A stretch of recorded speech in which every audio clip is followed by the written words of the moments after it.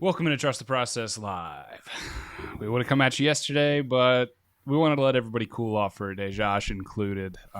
Max, I think, is more down to earth. I wanted to give Josh a little bit of time to cathartic, and this is our therapy session here. So, if you're in the comments here, if you want to throw anything out, if you need to get anything off your chest, if you're mad at us, if you want to take any of your anger out on us, I mean, don't. But seems like is the best place as any. You can take your anger out on me. I like that's I endorse that. You can take your anger out on me. I'm your host, James Hyde, here with my guy Doc Locke, Josh Saffron. What's up, man? You know, I mean, boys, I love the show. I love doing it with you too. You know, but I'm dreading this. You know, I'm dreading. I'm really dreading the music that I have to face right now, and that's it. You know, Max, take it away. It's just very humbling weekend here. Digits, man, what's up, baby? I mean, it sucks. Like, it does suck. I got pretty close. Got pretty close to saying those magic words come Sunday. I had some friends over, and you know, it's just like the energy builds upon itself, and you can't not help but feel that way. But I mean, we're gonna get into this. It almost. I mean, you know, it always sucks watching your team, you know, get spanked, right? But like the way that we all said the Eagles will lose if last week, if you go back and run the tape, I mean, it couldn't have been more spot on. And you know, the final score obviously was bad, but after the first quarter, it was kind of bracing for impact for me. So you know what? Let me improvise a first question to our main event, and real short. Would you rather? Because to me, I don't know. That's almost the preferred answer. To if your team's going to lose, how would you like them to lose? To me, I would say a very clear plan that everybody can see, versus the formula just going bankrupt in a playoff game and a loss coming, like a blowout loss coming out of nowhere. That was different than what you've seen. You know what I mean? We all called it a slow start, and they're going to have to claw back in garbage time. Right. And that's exactly what it was. Would you prefer that, or just like come out of nowhere and you think everything's firing right, but just for it comes out of nowhere and you just get shell shocked? I think as the underdog, I think it's kind of hard to get shell shocked, right? But like in general, it's definitely way worse to have the game and blow it than to get, you know, smacked from you know, start to finish. At least for me personally. It's funny you bring that up because I was actually going off about this during the game in the second half. I was like, "Damn it, Tom Brady's supposed to break my heart in the last seconds. Like, give me a game-winning touchdown drive from Brady. Give me a game-winning field goal from the Bucs. Like, tear my heart out. I hate this hopelessness, this slop that I had to watch. So I would have much rather had Brady march down the field in the final minute and a half and tear my heart out the old-fashioned way than just that, you know." All right, I asked this question just because I think the known is more easily built off of. You know what I mean? Like, hey, we knew it was coming. We know how to fix it. It's more easy to build off of without a doubt. But I just there's something just gut wrenching. Yeah. Like, and it doesn't make it easier to swallow. Yeah, and also the spread would have been covered if they had. Yeah, that's true. Exactly. That's true. Exactly. Beat the other way. Exactly. So our main event, we're gonna get right into it here, guys. Whew, here we go. Let's do it. Blame game. Let's play it. We're pretty good at it here. Start off. You know what? No, you know what? We're not going to go one through. I'm going to give you some options. 4 options. Hurts, Sirianni, Gannon, or the overall roster construction, and I'll lump Howie into that. So let's play the blame. Let's play the blame game. Max, blame someone. I mean, do it. I think this is definitely not what you guys are going to expect me to say, but I think ultimately, this game for me, the blame is, I think, predominantly on coaching, but it is most certainly a bit of everything. Like I'm not exempting, you know, nobody gets a pass from the blame game here out of the 4 parties we just listed. But I think that this game went the way that it did because Sirianni and Gannon both kind of turtled back up into their shell, and they went back to early season versions of them. Like, it felt like I was watching whoever the Eagles played week 4. You know, you could have slapped those 2, you know, film sessions on top of each other, and they would look, you know, damn near identical. coaching, number one big thing that everyone talked about, Devonta Smith not getting targeted in the first half when you're playing the biggest pass funnel in the league. And they had, from minute one, the Eagles had no sort of running game established at any point in this game, right? It was early, very on that the Tampa Bay defense was out there and they were flying, and we were not going to be able to run the ball for, 175 to 200 yards and average, 6.7 yards per attempt or whatever the Eagles did, throughout their crazy back end stretch of the season. With that being said, right, you've seen teams that come out and be able to throw the ball successfully against Tampa Bay. That's what Tampa Bay allows, right? And that's where other things need to come into play when we're talking about the blame game, because Jalen Hurts is I've used this exact reference, this exact fake scenario before, that Jalen Hurts wasn't a guy that I could trust against a team like Tampa Bay that dares you to throw 40 times. And that's the only way you're going to beat them, right? It just so happened they ended up being our playoff matchup. But, I think this is going to stem from coaching, but it also, kind of really highlighted the other flaws and the other areas that the Eagles are quite simply not even playoff caliber in. I think in general, I think they are a playoff caliber team in terms of coaching and in terms of quarterback play, but in terms of getting to that next step where you're contenders and then eventually winners, they're clearly not there on multiple fronts, right? I think that you can look at some areas like the linebackers or pass catcher core in general, right? Like Devonta Smith not getting targeted, he doesn't have a chance. But in terms of the guys that are getting targeted, like our other, high round pick wide receiver, like that is clear roster construction flaw. That is a clear, flaw in evaluation of talent, right? So it all stems out of the same tree. But I think for me, predominantly for this single game, it's coaching is what I think stood out to me the most as what cost the Eagles. Digits, did I catch Rager getting the no-name treatment, the number 25 treatment there? It's at that point. Yeah. I mean, it's tough. You guys know that I hang on for everybody as long as I can, right? Like that. Right. That is my bit of blind optimism in Eagles fan. Like Josh is the one that called it correctly. Josh had Jalen Hurts as the playoff, the prince that was promised to the playoffs. Josh was the Eagles money line this weekend guy. My thing is that I'm always the last person out on players or coaches or anything. That's just always who I've been. I always think that in terms of sports philosophy, that change is like one of the worst things that you can have in sports in certain circumstances, right? Like I think a change of scenery is needed for a guy like Jalen Reagor at this point. He clearly just does not. He's so mentally checked out of it, right? Like we're going to have another offseason of him just getting absolutely destroyed on social media and on the talk radio.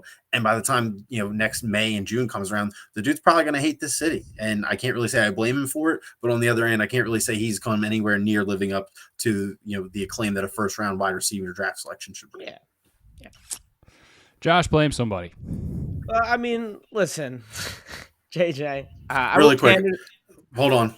Yeah. I'm Max Coolish. Have to admit at this point in time, January 18th, 7/08/2022, that Jalen Reagor is officially a mistake and a bust. It's at that point. There is no salvaging it. There is no try to fit the right peg in. At this point, it is an egregious draft miss. In my lifetime, it's Danny Smith or Danny Watkins, Marcus Smith, and Jalen Reagor are the holy trinity of Eagles first round busts. So. Yeah, had to get done. It's almost overdue at this point. And I got to pander to JJ here first. Like I said, I'm always the last guy out, right? Like yeah. I'm months behind everybody on this. Months behind. Maybe a year. Maybe even a year. Maybe even everybody. A year. Literally, maybe even a year.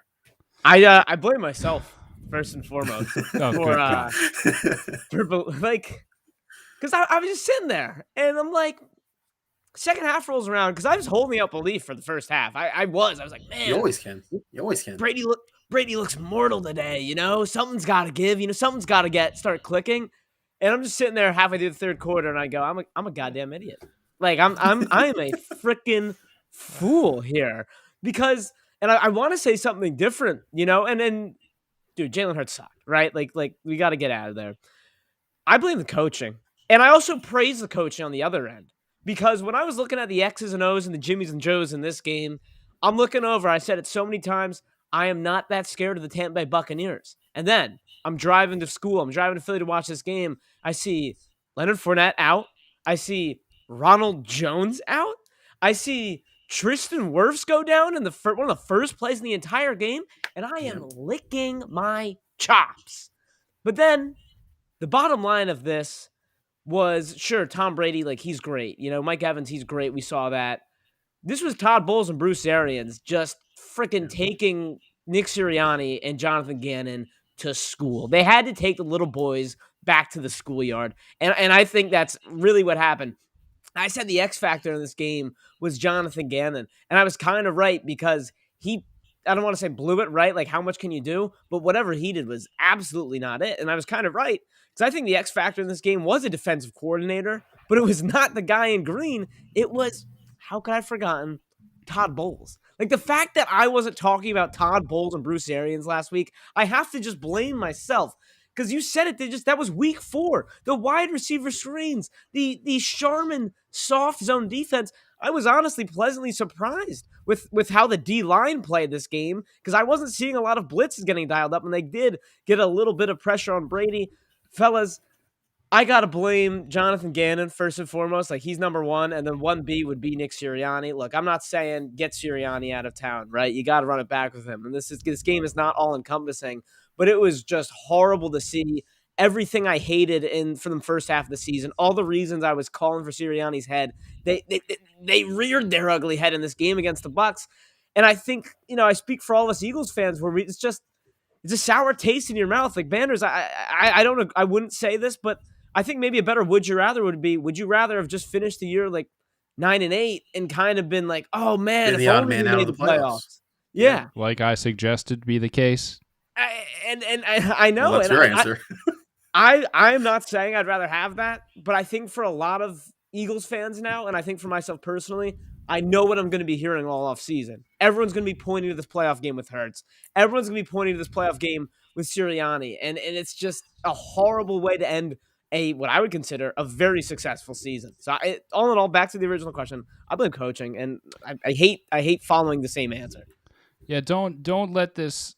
Like, I'm very, very shocked by the reaction because it's so down in the dumps. But like, I'm not sure how the unexpected can be so disappointing. You know what I mean? This was not a team that anybody said would even get to 9 wins, let alone make the playoffs. So how can you be anything but happy to make the playoffs, regardless you know what I mean? It's like, a matter of the performance. Like let's be honest. They were come on, let's if we're really going to dive into it, and we are, they weren't too far off their season average in points, and they're like, it's not like this was just an absolute outlier. Like, this type of performance was shown before, and like we've said multiple times, these are coaches that are still learning. Now, I think Gannon should not be back here as the defensive coordinator. I'm not sure how he's getting head coaching looks. I think it's not anymore. It blows my mind. I mean, if anything, he screams like the leader of men type role that doesn't coordinate, but then you listen to his press conferences and he has like the ego of like a 7-year-old. It doesn't make sense to me at all. I totally agree. I wasn't surprised by the defensive performance from Jonathan Gannon. This is what he's shown all year. It's just, he learned his defense from a head coach that the scheme is very complex, and if you don't have the players, it looks atrocious, and that cost another coach his job. I'm not sure how a coach 30 years younger assumes he's going to be able to do it well the first season and is angry when he's not. I don't get that. It just doesn't make sense to me. So Gannon, you really, I got nothing for you, pal.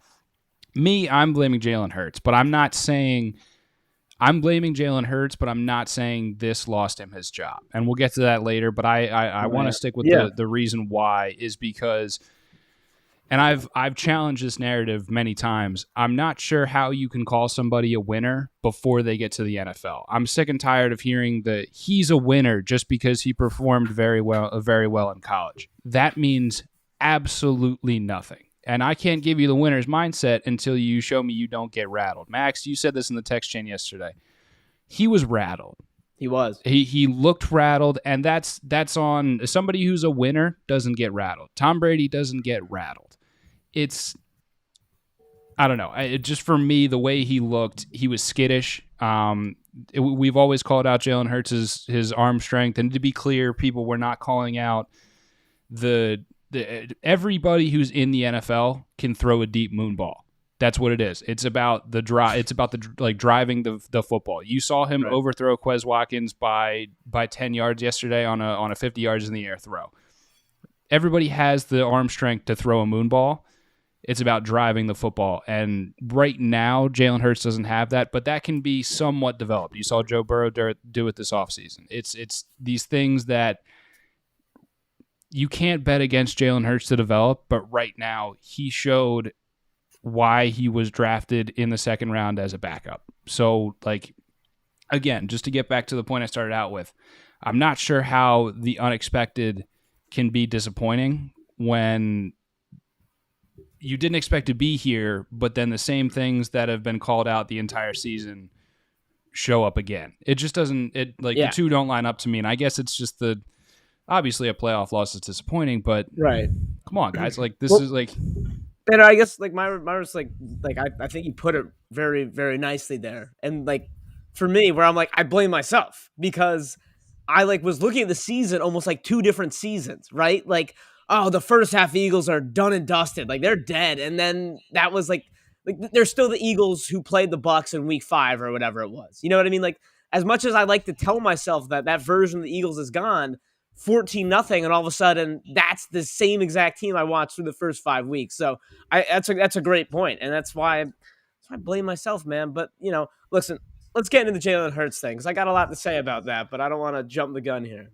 Josh, it's a very common trap that people like fall into when talking about their team. Like no matter what sport, like it's as soon as the switch flips, you forget anything before the switch had been flipped. You know what I mean? And I think it is valid a lot of the times, but this team is just too young. The coaching staff, especially, is just too young. The quarterback is too young for that to be legitimate. And let's talk about our boy. Let's talk about my boy.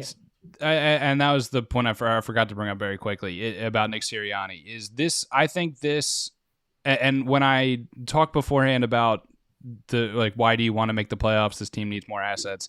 I think this was the valuable part. Nick Sirianni testing his mettle against someone like Todd Bowles, someone like Bruce Arians, reigning champs. So this was a learning experience. I think viewing this more as a learning experience more than a first round playoff loss, I think is very helpful, would be very helpful to fans because you don't want Jonathan Gannon here, so you want to focus on Nick Sirianni not reverting back to the terrible game plans when he faces tougher competition. But like Josh said, our second question here revolves around the guy I'm blaming. And I want to ask you this, and I'm fully prepared for this to take up 25 minutes of the show. Did this playoff game undo the body of work that Jalen Hurts has put together in those positive games? Like it seems like, and Josh, the tale of two seasons thing really rings true, especially with Jalen Hurts, just kind of like two separate schools, like the overall team and then Jalen Hurts. And I want to, I want to start with Bax here. So, I mean, the second part kind of asks itself, but do the Eagles need to look for a new QB? And has this really undone what Jalen Hurts has done? Whew, man, that is tough. I mean, let's be honest here. Like they were always going to look at QB, right? Like I think regardless of what happened, I mean, you would have had. I mean, maybe if you win this game, right? If you win this game, different story, right? But I guess since most of us didn't really expect that, I guess I don't know. I don't really. It's tough because he deserves another year, right? Like we've talked about this before. I'm not overly convinced by any of the college guys. I certainly don't want to be the team that trades for Derek Carr, or Kirk Cousins, or you know what I mean? Like, no, I'm very, very, very uninterested in that. 4,000 passing yards, 30 touchdowns. Exactly, right? But it doesn't matter because who made the playoffs? Well, Derek Carr did. Shout out I was going to say. Good for Derek Carr. But then again, like, Derek Carr didn't really have that great of a game. Like he kind of was, bad Derek Carr. Hammer the Bengals, boys. Did I tell you or did I tell you? You did. I felt that whatever. I'm going to get off track if I talk about the Bengals right now. I don't think this should undo it, but I think that what Jalen Hurts has never been, more clear. And I'm a broken record with this stuff. He has been a guy through 20 plus starts in the NFL, has not shown the ability for his arm to carry his team to victory. He's smart. He's well respected. He seems to, he has all the intangibles, right? But sometimes the intangibles can't just trump the tangible stuff, like being able to make every throw. And And, that's the important stuff. Like Jay Cutler made it to an NFC championship game having zero intangibles to speak of, but he could hold on. Let's not go after Smoking Jay here. I love Jay Cutler. I think Jay Cutler is hilarious. I think he's way underappreciated as a football player, and that's kind of why I'm bringing this up. Jay Cutler was a gunslinger. Dude didn't even get voted by a captain by his teammates. Like, that's just how nonchalant he was about the game. But he slung the Bears to the NFC title game, and then he got hurt there. But I mean, obviously, different X's and O's. But my point is that the intangibles can't always make up for the fact that if you can't hit a guy who makes his cornerback fall down before the safety can get over from center field because you don't have the arm strength, then maybe you're just not an NFL quarterback, right? Like, and I think that is like the most obvious single example you can point out from this game is that I think the Quez Watkins overthrow is another one that I think deserves kind of special magnification in terms of criticism. I mean, that's a wide open touchdown, Banners. Yeah, you know what? I would love Kirk Cousins if I have to make that throw every week. If that throw needs to convert, I will happily trade Jalen Hurts for Kirk Cousins because Kirk Cousins throws a nice deep ball. Jalen Hurts, not so much. I'm going to leave it with this. Like, he's done enough to earn himself the opportunity to play quarterback for this team next year. When I say this team, I mean this team specifically because he has earned the shit out of the respect that everyone that he plays with. The coaches obviously have enough trust in him, and I think the players really, really trust him. Especially, you see the praise coming out from guys like Lane and Kelsey. So I think he's done enough to earn another year as the starter. Maybe not 16 games, no leash like he had this year. I think next year maybe he gets the adult handling in terms of maybe that 6th round guy that we're inevitably going to take a flyer on. Maybe he sees the field if Jalen Hurts has another game like he did at the Giants. Obviously you're not going to bench your starting quarterback in a playoff environment, but I think that's where we're kind of settled at with Hurts here is he has another year to earn legitimate starter status if he can come out here and he has better arm strength and he has a better deep ball. Like, straight up, those are the two things that need to happen for him to continue to be a starter past week 18 of next year. Because if he doesn't improve on those things past this offseason, he might not even make it to week 18 as a starter in the NFL next year. Straight up. Josh, let me interject before you go. I want to this has not undone anything that Jalen Hurts has accomplished. We've said this so many times, and so many people have echoed this sentiment. You can't bet against this guy to improve. But, Max, you said a very important thing. He can no longer be treated with kid gloves. I was shocked, and I wanted to wait on this take. I think bringing in Brian Johnson as his quarterback's coach was an extreme disservice to this team and to Jalen Hurts. He is not an NFL quarterback's coach. This is the guy who has, quote unquote, known him his entire life. That is a bad thing. So that's Ben Simmons. Is a bad thing exactly evidenced by Ben Simmons. That is a bad thing to have to be the closest coach to the most important player in professional sports. He needs an experienced NFL quarterback coach. One of the, I'm pretty sure Jeff Stoutland, the offensive line coach, is the senior, like the statesman on this, among these coordinators. I mean, Steichen's young, Singleton's young, Petula's young. It's Stoutland. He needs somebody who's been shown to work with NFL quarterbacks and get them to where he needs to be. The kid gloves need to be taken off. They need to be throwing slants. They need to be throwing the dig routes, the curl routes, the out routes. They just haven't because they've been treating him with kid gloves and saying, all right, what do you do, Jalen? Like, what do you do well? They need to figure out whether or not he can do these things, but they need to put him in a position to succeed and do these things by somebody who's going to coach him differently than a guy who's known him since he's 5. It's just it's a weird. It's always been weird to me since they brought in Brian Johnson. Oh yeah, he's known the kid. He'll get the best out of him. Like, what do you mean he'll get the best out of him? It's usually not how it goes. If he would have got the best out of him, he wouldn't have had these digs on him coming into the league. Like, he would have worked. He would have progressed as a passer. Oklahoma's a track meet, so he's just throwing the ball up in the air. Where was this guy developing his dig routes from 5 to 22? Exactly my point. Like, at Oklahoma, people want to reference his passing yards at Oklahoma. He wasn't a great passer at Oklahoma, and Oklahoma's a track meet where you just throw it up because there's no defense in that conference. The kid gloves need to be taken off. You need to get him an actual quarterback's coach, and Sirianni needs to actually his Sirianni comes from an offense that pretty much revolved around passers like Phillip Rivers. You can't tell me that Nick Sirianni is not also out of his comfort zone right now. Like, it just doesn't. The two things. Come on, like. So Josh, let me have it, dude. Like, where are you? Of course, this didn't undo his season. I think my concern here is that a lot of people are going to think it undid what he did this season, including the Eagles front office. Like, I just think, Max, you said you didn't think he could have won the job. I really feel like he could have gone a long way to winning this job, even in a loss. Like, if he was there, composed, made the throws. And fellas, I mean, like, I was calling him out the entire game. Like, I can even picture one throw he made to Goddard, and Goddard was wide open. He caught it, and I just go, and that's a horrible throw. Like, Goddard also had some drops. Oh, no, Goddard had some drops, and that's just classic Dallas Goddard, I guess now, even whatever.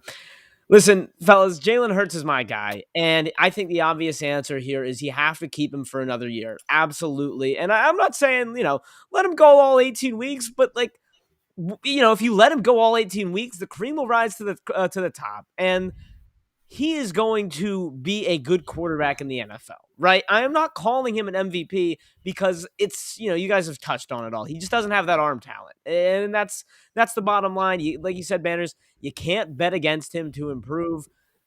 He does have the intangibles, but fellas, I think what we're seeing is just a classic, classic tactic in the professional world. Like, no matter what job you have, you fake it till you make it. And Jalen Hurts has been practicing that strategy since day one here in Philly, and he's been doing a phenomenal job of doing it. And this game was too much for him. And it pains me to say that. Max, you said it. He was rattled. And I'm not giving JJ the shaky baby treatment, but if he was here, I know he'd do it.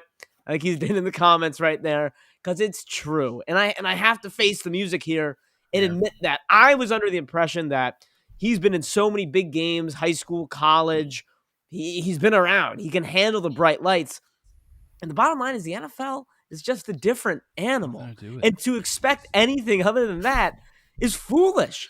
I hope Jalen Hurts learns from it. I know he will learn from it. And I know he will come back better next year than this year. Whether that's good enough, that's left to be seen. Because I, myself, being the biggest Jalen Hurts guy, I can't not look at the Bengals game, right? And look at Joe Burrow.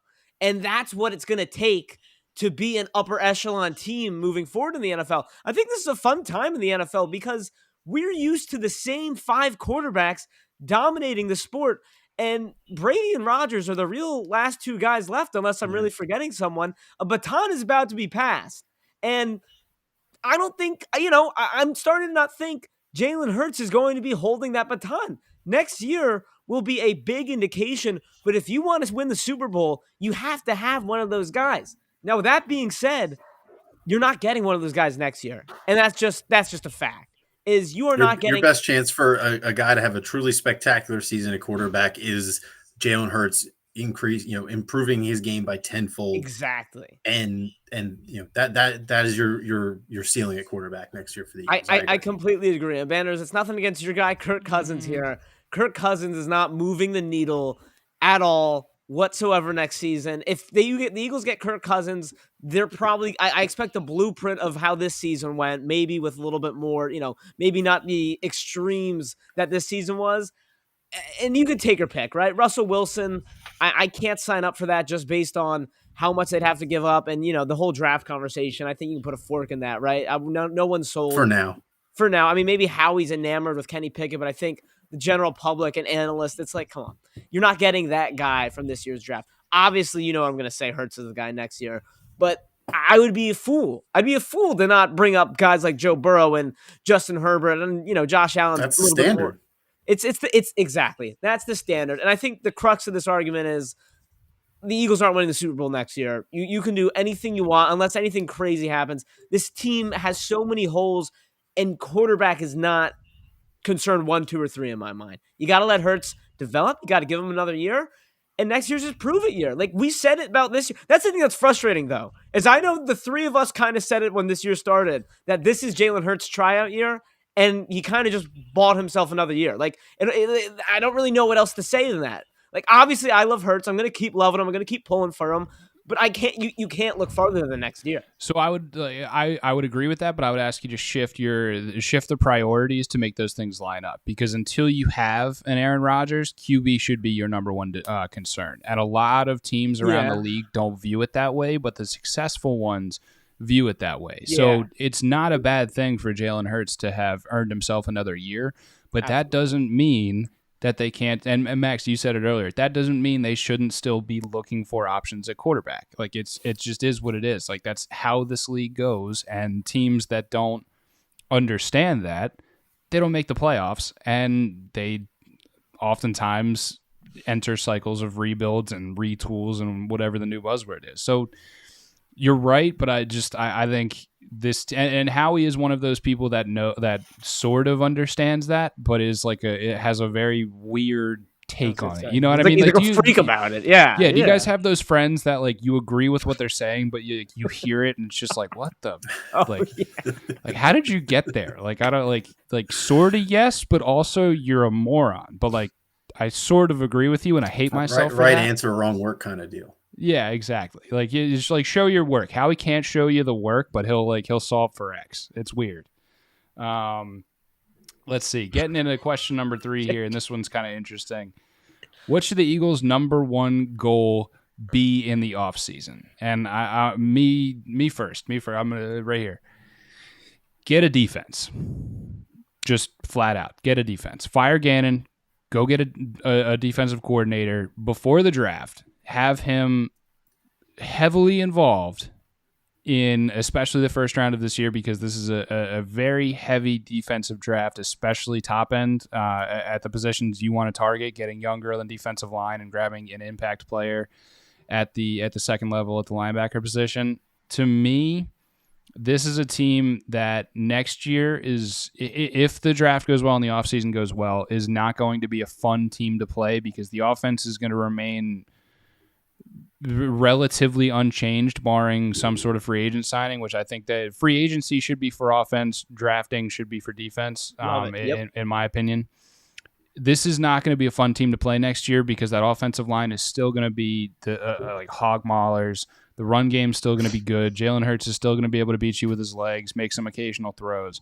But if you can get an upper echelon defense, and don't let the defensive stats are weird in this league, because the second half defense made huge strides from the first half of the year, this Eagles defense, but that doesn't mean they were good enough to change a game. If you get an impact player on that defense and you get younger at the defensive line, build around someone like Milton Williams, this is not going to be a fun team to play. And then that's where, once you get the team to that point, you can shift your focus to finding either you go the Tampa Bay route and you get a wily veteran in here to go on a 3-year Super Bowl window run, or you find somebody for 10 years. That's next year, at the end of next season, is really going to give you that answer. But if you can become a physical, dominant team on defense, this isn't going to be a fun team to play. So go look at defense, go focus on it, and let Nick Sirianni continue progressing with the offense. So, Josh, what's your goal for this offseason?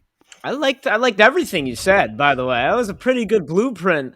And the one thing you said that I loved, and it's a little bit less specific, but it's get a guy on each side of the ball that teams have to circle going into every week, because that's what the Eagles lacked on both sides of the ball this entire season. They had Slay, but cornerbacks are, especially with Slay playing sides of the field. You can go away from go away from a Slay. If you have a Bobby Wagner, if you have an Eric Kendricks, like somebody like that, you can't go away from that, because they're coming after you. And I think, I'll give the Eagles a pass, because Fletch is supposed to be that guy. He has been that guy for X amount of years. And, the Banners, I get it, right? You can make an argument based on the effort and his explosiveness as of the last couple of years. But more or less, I mean, Fletch has been that guy. And this is going to sound weird, because I don't love this team. I don't think they're like the model. But they do need to take a page out of the 49ers book, in the sense where I don't think the 49ers are a fantastic team by any means, but they have Fred Warner on defense, and Monster.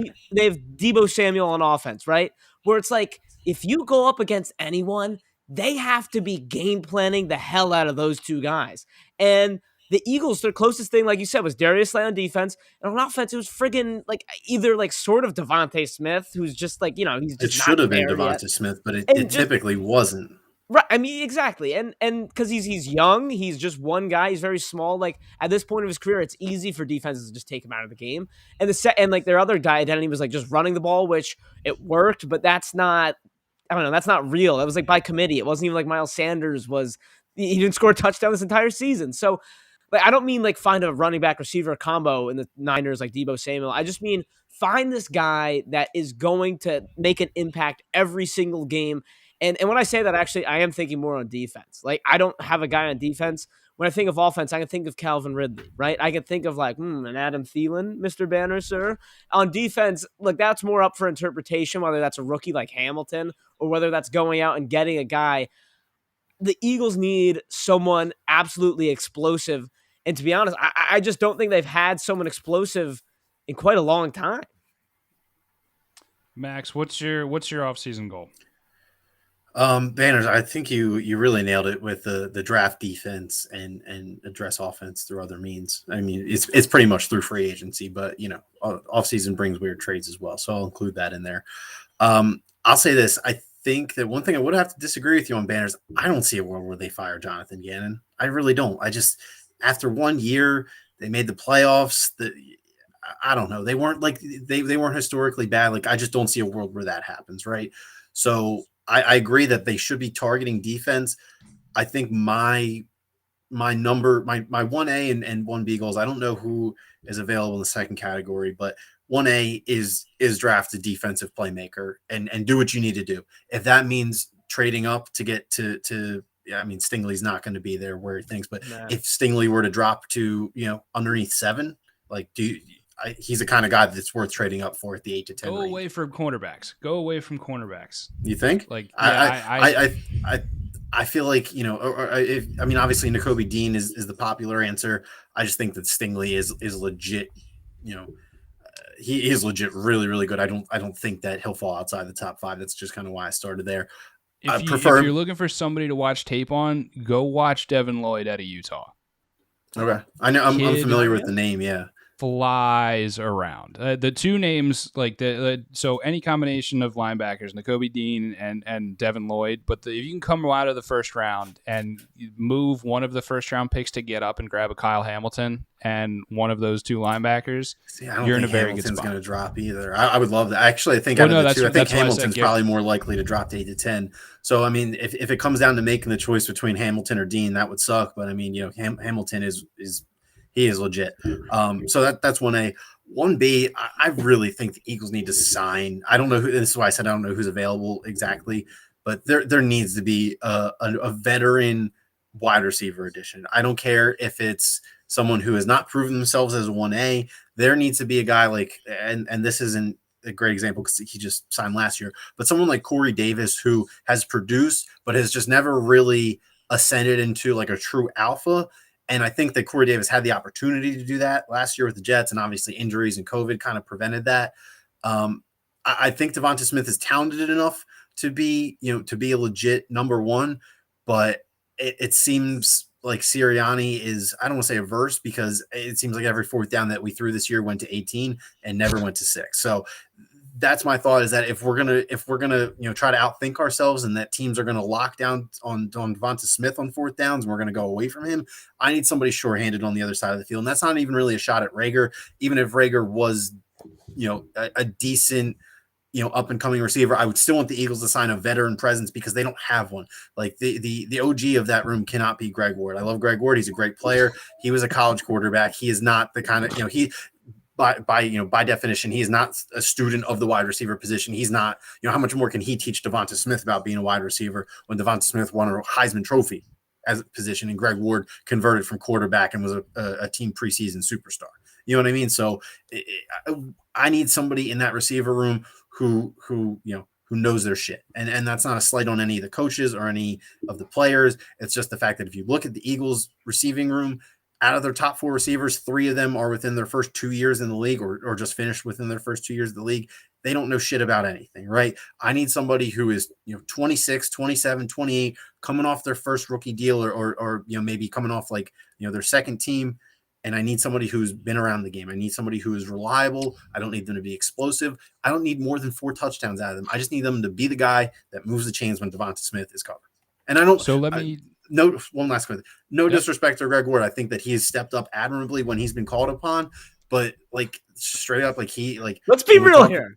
Like when we talk about talent level of this roster, Greg Ward is no better than a fourth wide receiver, and that's what he's good at. But like he can't be the veteran of the group. He just simply can't be the veteran of the group at like 28 with 5 years of playing wide receiver at most under his belt. It just can't work like that when you want to get the best out of a guy who can be a legit number one.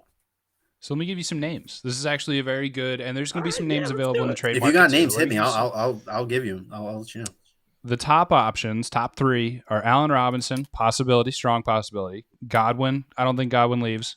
Plus, he's coming off a bad injury. Devontae Adams, depending on how this offseason goes, could be a very good option. If Rodgers stays, he stays. I can't do it. But too good to be true. It is too good to be true. Also, but I don't think he'll go here. We don't throw enough enough for Devontae Adams. Sirianni's background was with Phil Trust Rivers. me, I would love it. What am I going to say? That I don't want the best wide receiver in the NFL right now? Absolutely. I'd take him in a heartbeat. He can do whatever he wants. He can take Smith just to spite Devonta Smith. I wouldn't care if Devontae Adams came to Philadelphia. I really wouldn't. With that being said, I just don't see a world where that happens. You got any other names? Because Allen Robinson absolutely interests me. I think he's a perfect fit for the kind of guy I'm describing. But I want to go to the later part of your somebody who fits the age description, Juju Smith-Schuster. Sort of intriguing option. I'm not sure how you guys feel about that. Then some other names: Will Fuller for the speed option. No, we're out on somebody Will else. Fuller. Let him be somebody else's problem. Emmanuel Sanders fits the kind of yards and touchdowns. No, I think that I like it. I can get down with that. Emmanuel Sanders, to me, he's not going to resign in if Buffalo. you picked him up, would be like the Marquise Goodwin effect. Had Goodwin actually played for the Eagles. My Emmanuel Sanders take would be like, I would love it if you also get someone else. And the Eagles, I mean, they got money, but like whether that's free agency or trade, give me Emmanuel Sanders. But I'd still want Allen Robinson also, because let's face it, I would be fine having none of these receivers on this team anymore. Like if all of these receivers were gone aside from Devontae Smith, like sign me up. So some other options here. We got Cedric Wilson coming out of Dallas. We have all these kind of guys wouldn't crack the top 3. Give me Cedric Wilson on a bargain. Sammy Watkins could be an option. AJ Green fits the veteran type role. Ooh, I would sign up for AJ Green. I think you're sleeping on Sammy Watkins here a little bit. I've heard a lot of positive things about how he's helped Lamar this year, and just in general how he's been a big help to that receiver. I would also be in on Sammy Watkins. And then one name I want to throw at you is Zay Jones from the Raiders. I like that. Honestly, I'd be surprised if the Raiders let him leave. I feel like I would be too. Really, really came on strong. I think him, Renfro, and Waller are a nice kind of nucleus of a receiving core for them. But Mayock being on the ropes, you never know. Yeah, that is true. That he got fired. He's not even on the ropes. Mm-hmm. He's out. Apparently, after that report that he got fired, there was a different report that he was still in the bill. I don't know. It was really weird. When I get the ESPN push notification, that's when I take it as word. Before we move on, I'll say this: I think Allen Robinson would be the clear number one candidate for both floor and ceiling. I think that someone like Juju is he's definitely talented, but there's definitely a world where he's just kind of ineffective. I think that he's definitely a little bit more of a name compared to he's good, but I think he's just more of a name based on his notoriety and stuff like that. Right. I think Emmanuel Sanders would be a good fit, but definitely sign me up for Allen Robinson. Definitely. Thumbs up, thumbs down. We're gonna run through some other names here because this is a weirdly intriguing like depth wise wide receiver free agency. Byron Pringle. Oh, why not? That's thumbs up for me. Yeah, he's Cam not like Sims. No, that doesn't. I don't need I think you guys are sleeping on Cam Sims here. Cam Sims just seems like an eagle in the sense where he'd just be bad and totally shrink. Yeah, I don't. Christian Kirk. Oh yeah, absolutely. No way the Cardinals let him leave. Odell Beckham Jr. Oh, Sure. I don't care about the other outside noise. Get that guy here. Demarcus Robinson. He's like, to me, Robinson and Pringle are like the same They're type the of guy. same guy. Neither one of them are legit starting outside receivers. Right. They're nice depth options. Yeah. So Why sure. not? D.D. Westbrook. You know what? Let's go with the trio of former Jaguars. D.D. Westbrook, DJ Shark, and no, never mind. Actually, Allen Robinson too. Allen Robinson. But DJ Shark. There you go. If DJ Shark's available, he could potentially be an incredible steal in free agency. I would agree. He was in the total doghouse with Urban Meyer this past year. I'm a big believer in him. I think that he has all the measurables. He's a big dude. I think you need someone with that larger presence opposite Smith. Like, I love Devonta Smith. Dude is clean with the route running, but he is just not he's just not a go up and get it kind of, like, he has the hands to do it, but he's 190 and he's I don't want to sound like I'm in my own head, right? I criticize Greg Ward too much. I feel like I'm a hater of this episode. I don't want to come after Devonta Smith. He's the last guy I want to come after. But I just think that having someone with the size on the other end, the other side of his finesse and technical ability would really be a nice it's the classic outside receiver combination. Yeah, I saved that name for last because I actually really like the DJ Shark option. Me too. And I feel like the Eagles haven't had a red zone threat since the aforementioned Alshon Jeffrey. Yeah. Since the first year, the first year of Alshon. First year. All right, boys. Before we get into our favorite segment of the week, I got to tell you about our friends over at PHL Sports Nation. Check out our guys over at PHL Sports Nation, a local Philadelphia sports site covering your favorite teams across blogs and social media. You can catch them at phlsportsnation.com or any of their social media accounts covering all of our sports teams, including the Union. Philadelphia Sports Nation, enhancing your Philadelphia sports fan experience. And boys, you can or viewers, I should say, you can check out our boys over here with their segment. Or did we figure out a name yet? Or are we just going with Trust the Picks? I'm rolling with Trust the Picks here. I think we're just rolling with Trust the Picks, keeping the TTP brand strong. I love it. You can catch our guys over there giving you the picks. Quick update here. Ohio tonight. Ohio versus Miami of Ohio. I called it one of the best bets of the year. Ohio is up 45-27 at halftime. -1. Lock it in. My man. Here it comes. Our favorite segment of the show. Super wild card winners and losers. There it is. Clicked on the wrong graphic there. Here we go. We're going around the room, and you know how we do it. Going around, Josh, give us your super wild card weekend loser. I almost feel guilty going first. I feel like I've gone first like the last 3 weeks because I get to call it the obvious fun one. Oh, listen, the Eagles lost. It sucked, and I was just miserable. And I announced to my buddies, I'm like, listen, if the Cowboys lose today, I'm not even gonna feel better. And I didn't have the heart to watch that Cowboys game. I took a couple hours off. I flipped on the Cowboys in their last drive. I really didn't watch that game. I couldn't handle it. But I did see the QB draw from Dak Prescott. Oh my God. I totally lied. I felt so much better when the Cowboys lost. And the way that they lost was just hilarious. The insane amount of memes that everyone posted about how many wins the Cowboys have had in the last 25 years compared to all the other teams, Nick Foles, like all that stuff. I could not get enough of it. There you go, Mike McCarthy. The guy is he's so stupid. He's so stupid. How do you run a QB draw in that situation? It blows my mind. Cowboys are the loser. I wish I would pick against them. I wish I watched more of that game. It did make me feel better. How about them Cowboys? How about them Cowboys? Max A. Million, your super wild card loser. My loser this weekend is the NFL referees because, oh boy, they did it in a playoff game, gentlemen. They forgot the rules. They allowed a touchdown that shouldn't have stood. And look, I don't want to, I love the Bengals. You guys know I have faith in the Bengals. I don't know if the Bengals necessarily deserve to win that game. I know the final score doesn't show it, but the Raiders were playing catch up for most of the second half. A lot of their sloppy play came in the second half. I don't want to say the Bengals didn't deserve it because it wasn't like, this was not on the same level as the no call pass interference, Saints Rams NFC title game, right? Like it's nowhere close to that. But on the other side of things, like this was an egregious call that was missed. This was a 4-point difference in score because I believe that the play that they ruled dead was a third down. And if that play is incomplete, then the Bengals are in field goal range. That is a 4-point difference in terms of score on the scoreboard, all that stuff. Nothing to take away from the people of Cincinnati. If maybe I'll have to double dip if my other choice gets taken, so I'll save my praise for them if I need it. But with that being said, it's got to be it's got to suck to be a Raiders fan right now, knowing that you have to, even if it didn't matter, right? Like the score isn't gonna be reversed. Like the Raiders wouldn't have won because of those 4 points just on the final scoreboard. But as a fan, you are absolutely entitled to bitch and moan about that all off season because you legitimately got screwed by the referees. My loser is going to be some of these head coaching candidates' job prospects. Let's go through them.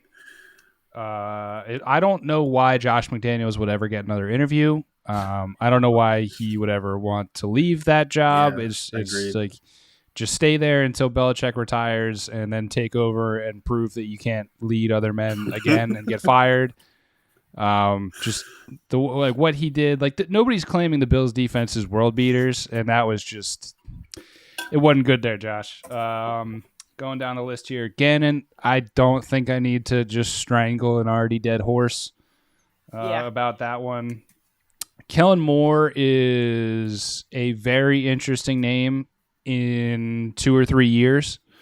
I just think he's too young to be a head coach, and clearly Mike McCarthy's fingerprint is still on Kellen Moore, and he needs 2-3 years to let that just wash off and have nothing to do with him anymore, because golly, Mike McCarthy's been bad at clock management his whole career, but bro, come on. That was...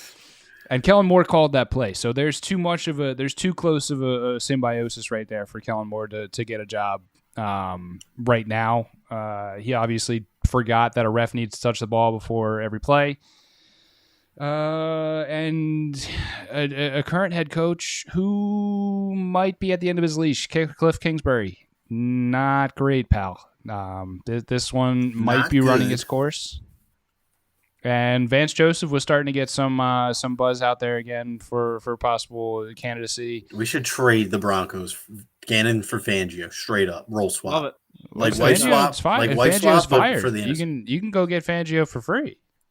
All right, well let's do it. Sign me up as a token of good faith and thanks and gratitude. Let's send Jonathan Gannon over to Denver.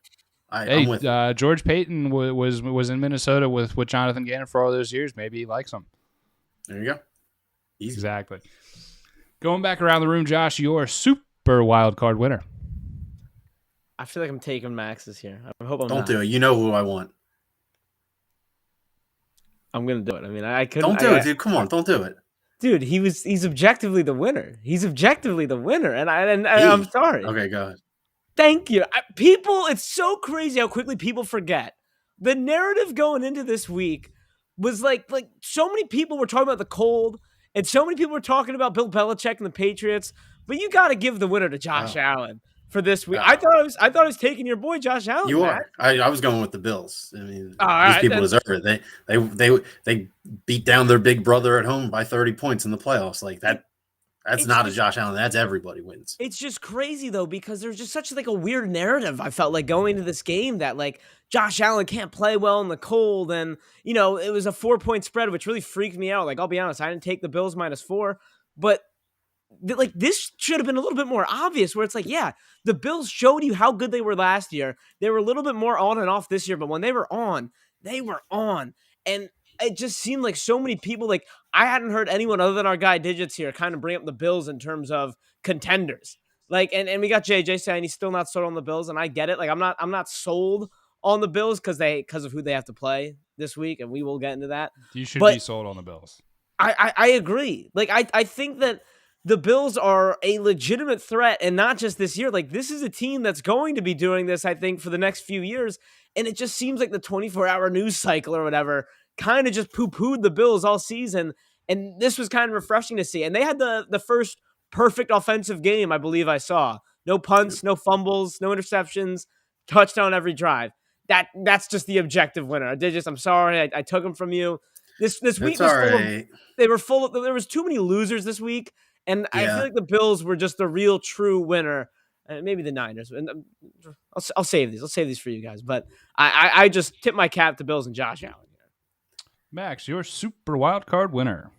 Yeah, I mean, I guess I'll double dip because I know that Banner's going to leave you one more opportunity to show all over Mike McCarthy before we get out of here. I think by default I'm going to have to double dip on my loser game. Shout out to the city of Cincinnati. For the first time in history, you can send a text message saying that the Cincinnati Bengals have won a playoff game, because the last time they won a playoff game was in 1991, and the first text message was sent in 1992. So if you saw on Twitter, send those text, Bengals fans. That was in reference to.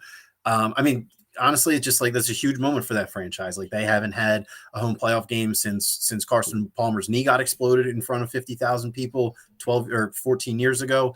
And quite honestly, there hasn't been a whole lot to feel great about. Like, they had a couple good years with Andy Dalton, but I think you talk to any sensible fan in the Cincinnati area, I'm sure most of them knew that they were never winning a title with Andy Dalton, regardless of how good the rest of their team was.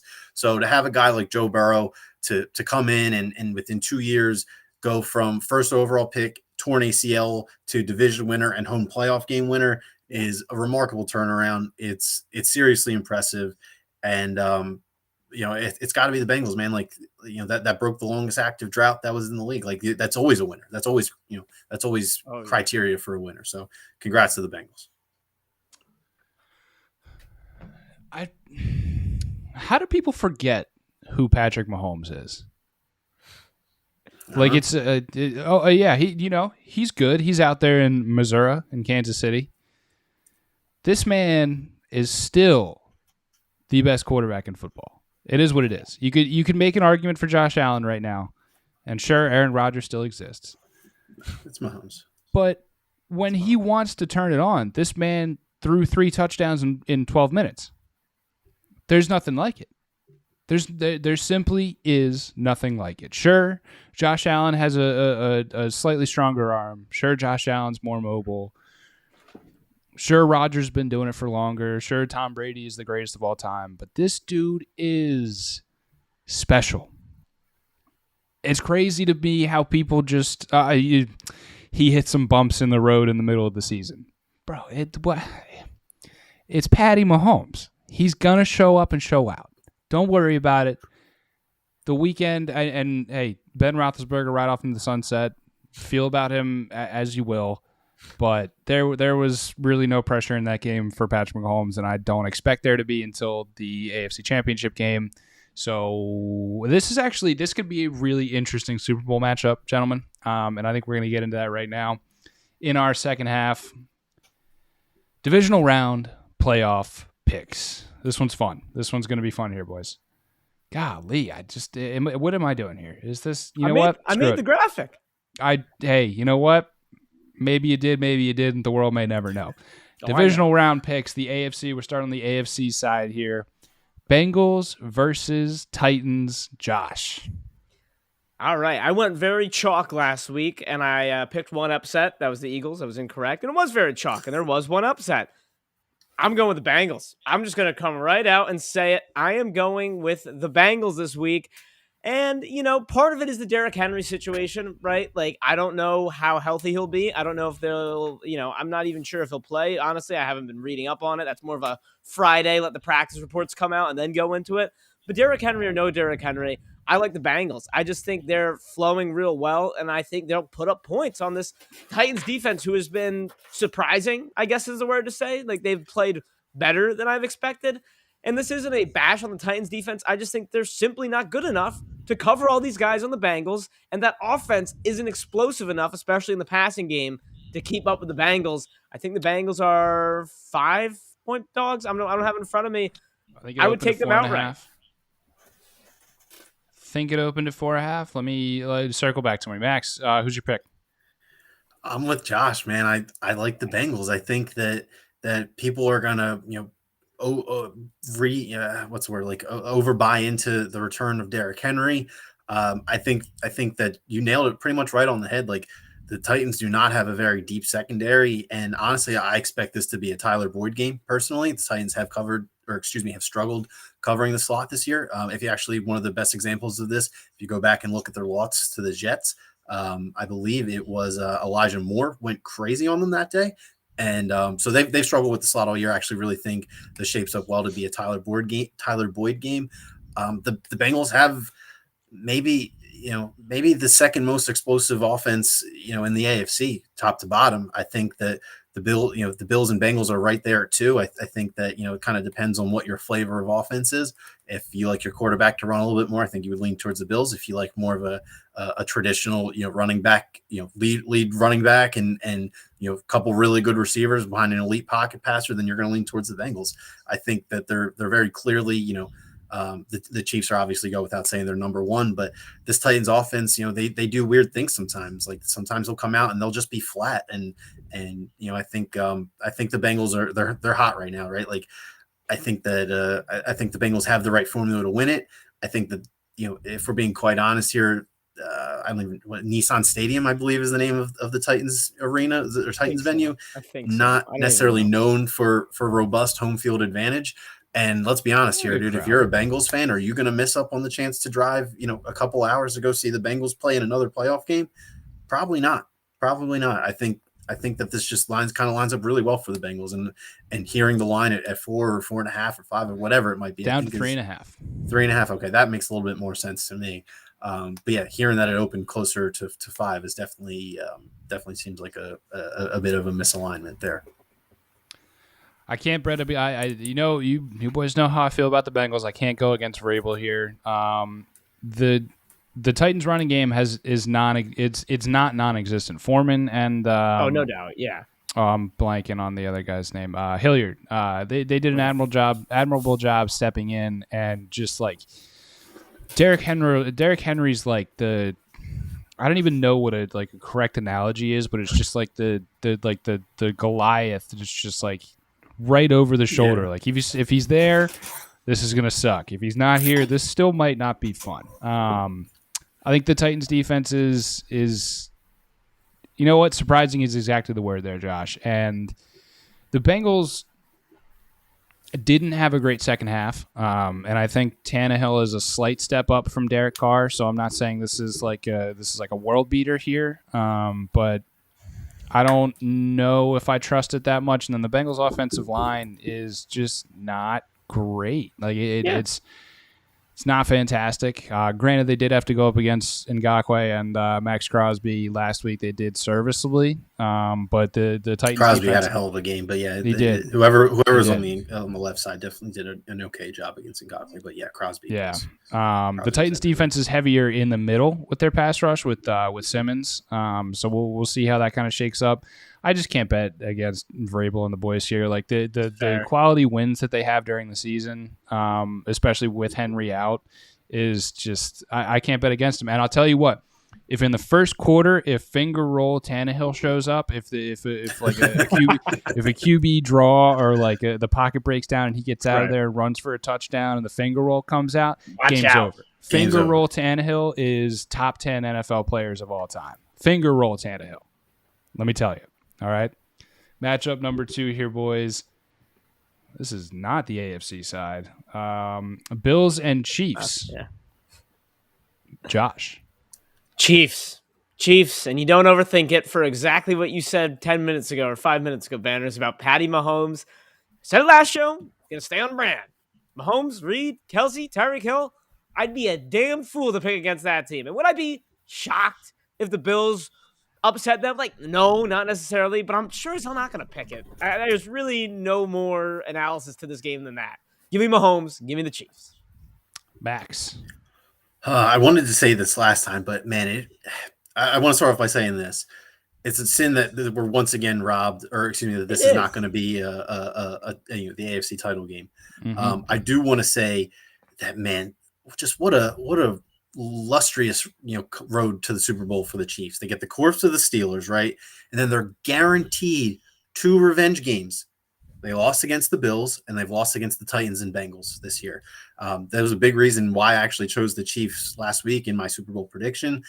I do think that this game is going to be close. Vegas has this at 2.5 for the Chiefs right now. I think they cover. Game. I think they cover by the skin of their teeth. I think this is the game of the playoffs. I think we get the points that we're hoping for. I don't know what the weather will be like. I have this odd gut feeling that it's going to be like seasonably warm in Kansas City, or maybe they'll give them like I imagine this will be a primetime game. I don't know the time slots or anything. Better be. I would hope. I mean, okay, 6:30 on Sunday. Okay, good. I was hoping. Yeah, perfect. That's perfect. I have a feeling the weather will hold up. I have a feeling that we're going to see the two of the three best quarterbacks in the league on display right here. I think there's going to be points. I think the Chiefs will win ultimately. I just think that they're peaking, right? Like it sucks because the Bills just they gave the Patriots a whole beatdown. Like there was no stone unturned, and it's always tough in the NFL to come back a week after such an emotional win, right? Especially over your longtime division rival, big brother, yada yada. On the other hand, you kind of talked about those banners. The Chiefs couldn't have been less interested in playing that game. That was strictly business for them. They took the whole first quarter off and still scored 42. What else do you need to say? I think they'll come out ready. I think that the Bills will be able to hang, but I think that the championship pedigree of the Chiefs will probably shine through in the fourth quarter. Yeah, chalk this one for me too. I think this is going to be a fantastic game. Josh, you hit it right on the head. Would I be shocked if the Bills came out of this matchup? No, I would not. Do I think it's going to happen? No, I don't. Kansas City opens up here 2-point favorites with an over-under set at 55 in Arrowhead Stadium. I'm going to take the over. Predicted it's weather. A sucker over. I'm in. Predicted weather is going to be slightly cloudy at 37 degrees, so some playoff football weather. Not too cold game to throw the football. That's perfect. And unsurprisingly, more of the money is coming in on the Bills right now, just for those points. Keep that going. Keep that going. One thing before we move to the NFC side, should the Bills pull this upset off, they are officially my Super Bowl winners as picks. I'm flipping from Packers over Chiefs to Bills over Packers. Agreed. Let it be known. Flipping to the NFC side. Yeah, which one do we want to go? You know what? We're going to go with 49ers versus Packers first. Josh. Yeah, I mean, this is Packers. This is Packers for me. I don't know. Like I said earlier, when I was talking about the Niners, I don't think the Niners like that great of a team, but they do have a good blueprint to get an upset here or throw a wrinkle or throw a wrench in a team's game plan. Listen, I think it's the Packers, and I don't think it's close. I saw today the spread go from -6 to -5.5, and I just started licking my chops. Something about that 6 is like, I don't know. It's just teams the winning overtime by 6. Touchdown. Right, exactly. It is a touchdown right there. Even a 28-22 covers that spread. Give me the Packers. Give me the spread. And it's not always as simple as this, and I feel like a broken record because I said this about the Chiefs, but it's like a don't overthink it, right? Like, look, the Niners are a really good team, but how can you bet against Davante Adams and Aaron Rodgers? And that's just not something I'm in the business of doing. I think the Packers have, they had a pretty easy path to the NFC Championship. The week after this is where it starts to get really hairy. Max. So you guys remember how in the beginning of this episode we talked about, does one bad playoff game undo the whole body of work Jalen Hurts has shown this year, this and that, and deserves to come back, right? I think a lot of 49ers fans are going to be having that same exact conversation come next Monday. I think this game is a blowout. I think this game is not very interesting to watch. I think that the Packers coming off of rest, I think that they're going to be aggressive on offense. Don't be surprised if the Packers elect to take the ball first. They go right down the field and they're up 7-0 on a team that does not like to play from behind at any type of, any point in the game. I think that the 49ers defense will do all that it can, but their biggest area of weakness all year has been outside cornerback. And quite honestly, you can't get away with that against Davante Adams. And if you want to double him all game, Aaron Rodgers has shown a propensity to include guys like Allen Lazard. And he's even gotten a little bit more comfortable with their new starting tight end, this dude, DeGuara. He's gotten more targets in the last couple of weeks successively. I think the Packers just have too many weapons offensively, just in their passing game. I think the 49ers run defense will show up, but I really do see this game kind of playing out very similarly to Bucs Eagles, where one team is able to pass freely and everything looks good as a result, and the other team is playing in an uncomfortable spot for the majority of the game. Hammer the Niners. Wow. Do it. This is probably the worst matchup for Green Bay with all of their injuries across the offensive line, and then getting into the defense with Za'Darius Smith still out with the back injury. This is not who the Packers want to play schematic wise. Bracket coverage, Devontae Smith all game long. If you want to let Allen Lazard go off, I think that's your best option to win. I think DeGuara is going to be completely taken out of this game by the San Francisco linebackers, like we talked about earlier. Fred Warner is an absolute friggin' monster. And then really quick, if anything, that's a win for the Packers, occupying a guy like Fred Warner on a bum tight end like DeGuara. Like, to me, I'm not saying stick Warner on the tight end. I think just the presence that Warner provides, it's not going to. Rodgers isn't going to be looking to go to DeGuara, and then Fred Warner's so good that if he does, I think there's too much there in the passing game for the Packers. I don't think they need to be able to run the ball successfully. I think the run defense for the Niners is going to show up, like you said, and this is a game to me that, like, if the 49ers stick to their script, they stalled versus the Cowboys, which was weird, and I'm not sure I'd really know why. I didn't watch that game too closely, as I kind of thought it was getting out of hand, so I kind of pivoted away to work.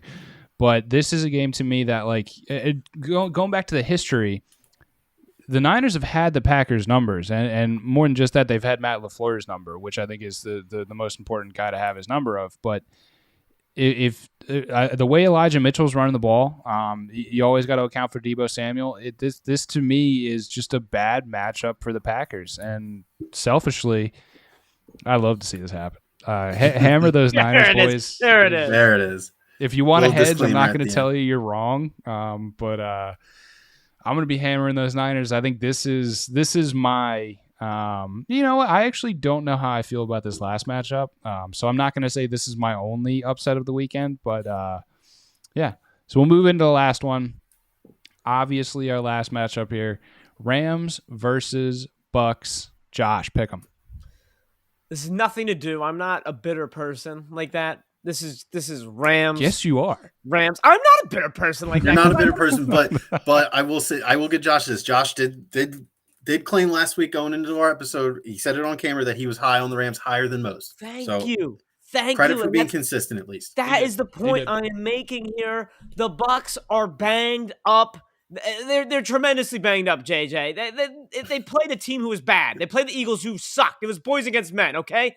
But this is the Rams, who everyone was so quick to write off. I don't understand why everyone wrote them off so quickly. You have a I'll say this. I think on paper, they're the most talented team, at least in the NFC, top to bottom. Just talent. I'm not talking about fit. I'm not talking about, the chemistry of the team. But top to bottom, on paper, they're the most talented team, and you can get them as an underdog this weekend. I am all on the Rams this weekend, and I cannot wait. Just give me Packers-Rams in the NFC Championship. Matt Stafford's been hungry. It's hard to talk with JJ just rattling off all this chats over here. But listen, I love the Rams this weekend. I've been saying it. I got the Rams. I have two bets, futures. One is the Chiefs beating the Rams in the Super Bowl. The other is the Rams beating the Chiefs in the Super Bowl. Just a couple dollars. Max, Rams, Bucks, pick them. Oh man, so I gotta stick with Tampa Bay here. I think that again, they have the revenge factor, right? Like the Rams gave everything into that Week 3 game that they played. Like that was the Rams' most impressive game of the season. A lot of people took the Rams, based their perception of the Rams for basically the whole rest of the season, at least until Odell arrived. I feel like there was a solid 10-week period where everything about the Rams was, hey, they beat the Bucks at Tampa Bay in Week 3. Like they're legit. I think that yes, the Bucks are injured. I don't know the extent of the offensive line stuff. I will say this: I think Leonard Fournette coming back is really, really key for the Tampa Bay Buccaneers. The Rams, their whole under the Aaron Donald tenure, right? Like of Aaron Donald being the best defensive player in the league, the Rams have been susceptible to the run game. Like Aaron Donald is a great player, but the best way to avoid him and attack the Rams in general is you run on the outsides away from him, and that has worked for teams, consistently for the last 2 seasons. I think that that this is going to be the game where Tampa Bay is like, oh, all right, hold on, let's now it's time to remember that we don't have Chris Godwin, when we don't have Antonio Brown. Maybe this isn't the game that we, maybe this isn't the game that we we throw it, we spread it around, right? I think that the Bucs are I don't know. I feel like that they just get it done here. I can't bet against them. Matt Stafford got his first playoff win last week. Congratulations. Now you have to go do it on the road against the reigning Super Bowl champions. And quite honestly, out of every single game that I watched, Tampa Bay's, I mean, maybe it was just the Eagles. Tampa Bay's defense was the most single impressive defensive performance I saw. Maybe the 49ers. The 49ers look good. The Cowboys basically started every drive at 1st and 15. If any defense can look good against that. So that's why I'm a little bit more inclined to give it to Tampa Bay's defense for the best defensive performance I saw wild card weekend. So for those reasons, I'm going to say that Tampa Bay forces multiple Matthew Stafford interceptions and they win 31-24. I would be a lot more likely to pick the Buccaneers if Tristan Wirfs and Sean Murphy Bunting were healthy. I think the Max, like you said, the Buccaneers, the Buccaneers defense was probably the standout performance besides the Bills offense of Wild Card Weekend. That Whitehead kid played his ass off against the Eagles. I just think that but the Murphy Bunting injury is really, really bad for the Bucs.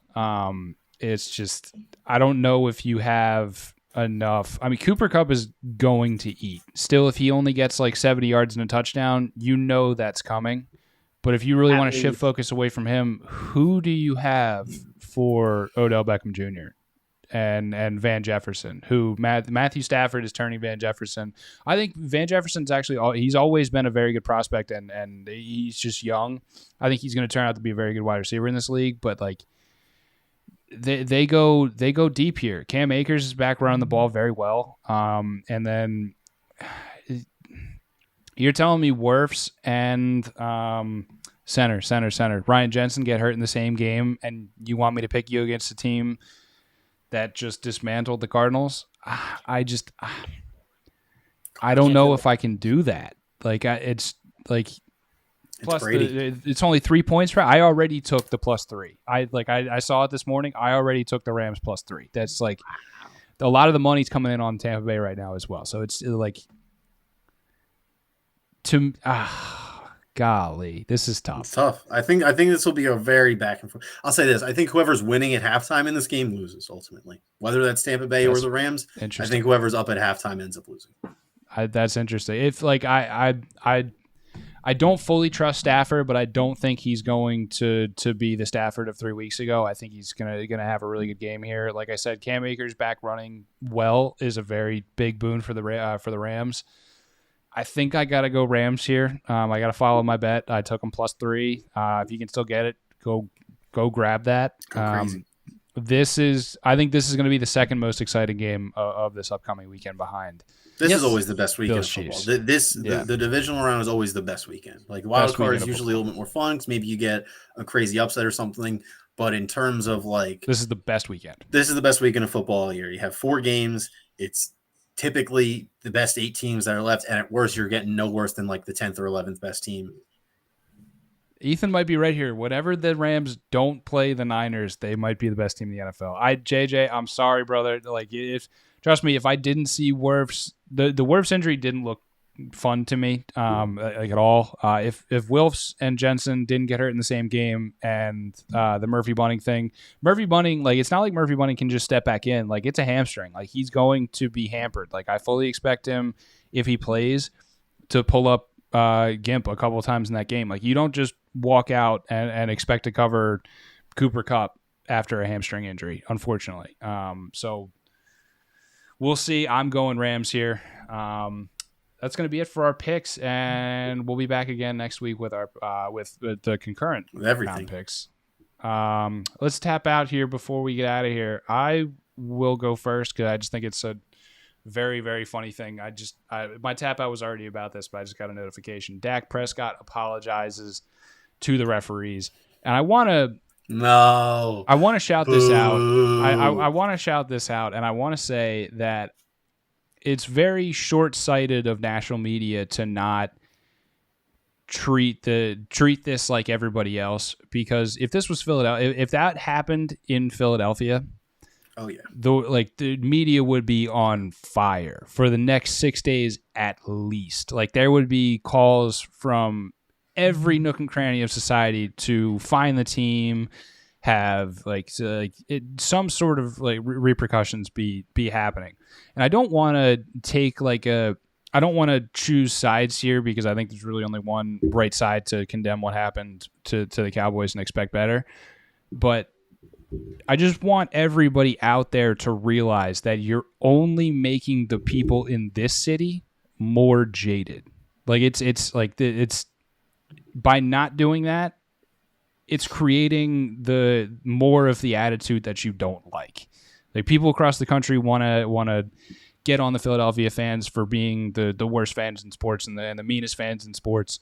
Well, yeah, because you don't treat anybody else like you do the fans of this city. So like as long as you acknowledge that, I think we can come to like an impasse. Like don't get us wrong.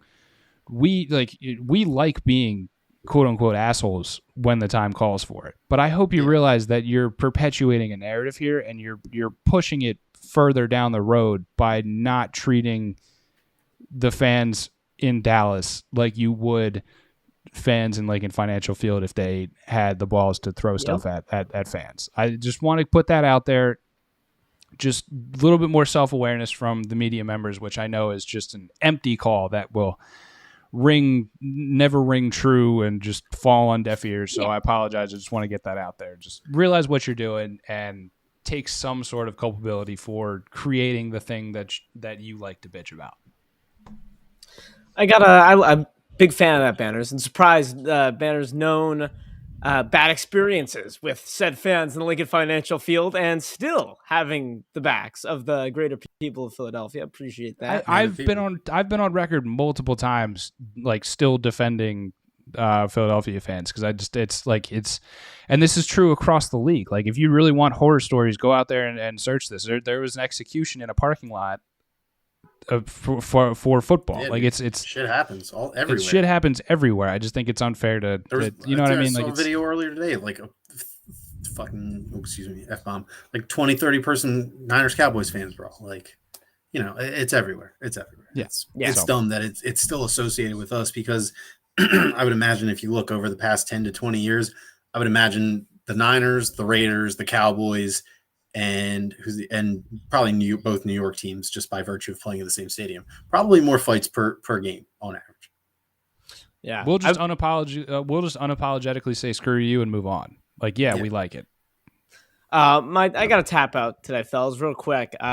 John Rothstein, I'm sure we're all familiar, college basketball reporter, referred to Temple University's Liacouras Center as a library when they took on the 11th or 12th ranked Houston Cougars, and they lost by 5. I just want to say this. That game happened during break. Obviously, Temple address the allegations, Mr. Play-by-Play, please. Obviously, Temple basketball has not been of the stature as it should be. But John Rothstein has had a weird obsession tweeting negatively about Temple basketball this season. And since that library tweet, the Owls have been pretty hot since that library tweet. I am leading the charge, or I will now try to lead the charge for people to lean into this whole library thing. Start referring to it as the library. Just a nice big F you to John Rothstein. Temple playing at the library. I was excited to call the game at the library tomorrow night, La Biblioteca, against Wichita State. Unfortunately, canceled due to COVID. So I cannot wait to be calling games, supporting my Owls at the library for the rest of the tomorrow's season. game was pushed back from due to COVID. Yeah, Wichita State has COVID. Not a Temple thing. It sucks. They got the Nova game. I forget the other game, but yeah, it sucks. I was really looking forward to it. All right, and so begins our social media campaign of getting in touch with Johnny Rothstein and getting him. He was hacked today. I did see that. A very lame joke about COVID cases in the NCAA. Read the signs. Read the signs, John. Read the room, buddy. Woof. Max, what you got? I got nothing, so I'm just going to do a quick shameless plug for all of us. Banners, congrats to you, our good friend Zach James, and your guys' crew for another great season of Inside the Birds. Yes, sir. If anybody's looking, for ways to relive the memories of the season, go dig up some VODs, and then obviously can't leave me and Josh out in the dark. Trust the Picks coming to you blog form every single night. PHL Sports Nation. Follow them on Twitter. Follow Josh on Twitter. He'll be more consistent with it than I will be. Follow one of the two. Follow both, preferably. If you see me pop up in any of the tags, you know where to find me. It's also right there, I think, somewhere. But yeah, that's it for me. Just a quick shameless plug because that's what I do best. And what else? What else is there to say? If you were not with us for the live forum, you can always catch us where you get your podcast, Spotify, Anchor, Apple, anywhere in between. Let us know if we're not there. We'll get there. We'll be back with you next week following the divisional round of the NFL playoffs, and who knows, maybe some drama coming off the ice or off the hard court. You never know. God we'll be damn, back we with you gotta next talk week, about the Philly. Sixers. We got to talk about the Sixers now. It'll happen Come on. eventually. Right. Of course we do. See you, Philly. We'll be back with you next week. Oh, and you know what? We're always brought to you by My New Philly, where something's always new. And everything's always Philly. There we go. This guy's about to go lead the dogs down the Iditarod trail or something.